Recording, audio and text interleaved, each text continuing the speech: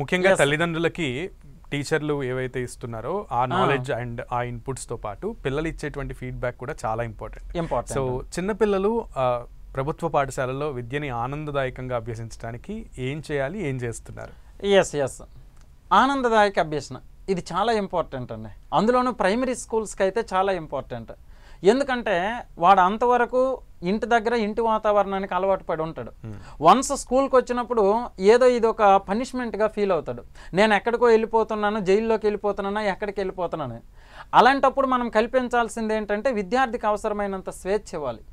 విద్యార్థికి ప్రజాస్వామ్య వాతావరణంలో బోధన జరిగేటట్టు చేయాలి. ప్రజాస్వామ్య వాతావరణంలో ఆడు అభ్యసించాలి. ప్రజాస్వామ్య వాతావరణం అంటే స్వేచ్ఛ.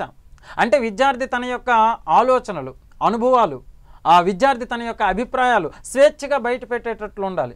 అందుకే ఒక ఆయన అంటాడు, విద్యార్థి దశలో ఉన్నప్పుడు తరగతి గదిలో విద్యార్థి జీవిస్తూ నేర్చుకునేలా ప్రోత్సహించాలి అంటాడు. జీవిస్తూ నేర్చుకోవడం అంటే లీనమవుతూ, ఇన్వాల్వ్ అవుతూ నేర్చుకోగలగాలి. అలా చేయడానికి అలాంటి అభ్యసనాన్ని కూడా సాధ్యం చేసేది ప్రభుత్వ పాఠశాల ఉపాధ్యాయులే.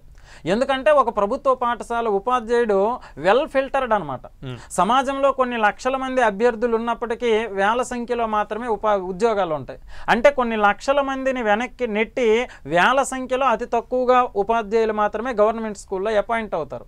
అంటే ఎస్, ఆ గవర్నమెంట్ స్కూల్లో అపాయింట్ అయ్యే ప్రతి ఉపాధ్యాయుడు ఒత్తిడిని అధిగమించే గుణం ఉంటుంది, టైం పంక్చువాలిటీ ఉంటుంది, దేన్ని ఎలా సమర్థవంతంగా ఎదుర్కోవాలో తెలుసు, సమస్యను అధిగమించే విధానం తెలుసు. మరి ఇన్ని లక్షణాలు ఉన్న ఈ ఉపాధ్యాయుడు ఖచ్చితంగా విద్యార్థికి ఈ స్వేచ్ఛ వాతావరణంలో ఆనందదాయక అభ్యసన క్రీడల ద్వారా ఇవ్వాలి, ఆటపాటల ద్వారా ఇవ్వాలి, సాంస్కృతిక కార్యక్రమాల ద్వారా విద్యార్థికి నేర్పించాలి.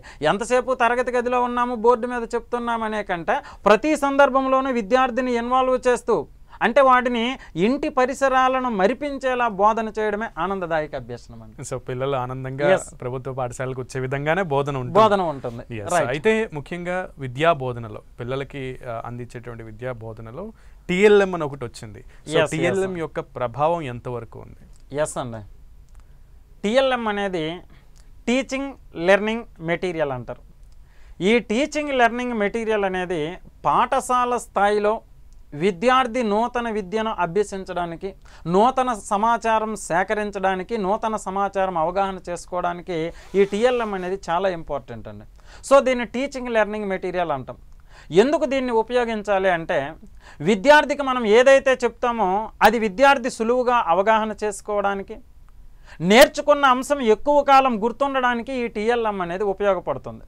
అందుకే సాంప్రదాయిక ఉపకరణాల స్థానంలో తక్కువ వెలలేని ఉపకరణాలను ఉపయోగించి బోధనను వాస్తవికతకు దగ్గరగా మలచాలి అంటారు. తక్కువ వెలలేని ఉపకరణాలను ఉపయోగించాలి అంటే లో కాస్ట్ నో కాస్ట్ మెటీరియల్ ఉపయోగించాలి. అలాంటి మెటీరియల్ ఉపయోగించి విద్యార్థికి బోధించడం వల్ల నేర్చుకున్న అంశం సులువుగా అవగాహన కావడం మాత్రమే కాకుండా ఎక్కువ కాలం గుర్తుంటుందండి. దానితో పాటు అతి ముఖ్యమైనది ఏంటి అంటే ఇంతకుముందు ఎప్పుడో ఒక 20-30 సంవత్సరాల క్రితం కేవలం తరగతి గదిలో బ్లాక్ బోర్డు మాత్రమే ఉండేది. ఈ బ్లాక్ బోర్డు చూడడం, బోధించడం, రాయడం, నేర్పించడం, చదివించడం అంతే. కానీ అప్పుడు ఎలా ఉండేదంటే black is sentimentally bad but every blackboard makes students life bright అండి. Black is sentimentally bad but every blackboard makes students life bright. అది అప్పుడు అంటే కేవలం బ్లాక్ బోర్డు ఉంటే చాలు. కానీ ఇప్పుడు ఎలా ఉందంటే only chalk and talk can't make the children's life bright. Only chalk and talk can't make the children's life bright అంటే కేవలం తెల్లని శుద్ధ మొక్క, నల్లని బోర్డు మాత్రమే విద్యార్థి యొక్క జీవితాన్ని ఉత్తమంగా తీర్చిదిద్దవు. దానితో పాటు విపరీతమైన అనుభవాలు విద్యార్థికి కలిగించాలి. తరగతి గదిలో బోధన చేస్తున్నప్పుడు ఒక చార్టులు ఉపయోగించాలి, కార్టూన్లు ఉపయోగించాలి, ఫ్లాష్ కార్డులు ఉపయోగించాలి, పటాలు ఉపయోగించాలి, అదే మ్యాప్లు ఉపయోగించాలి, నమూనాలు ఉపయోగించాలి, స్పెసిమన్లను ఉపయోగించాలి.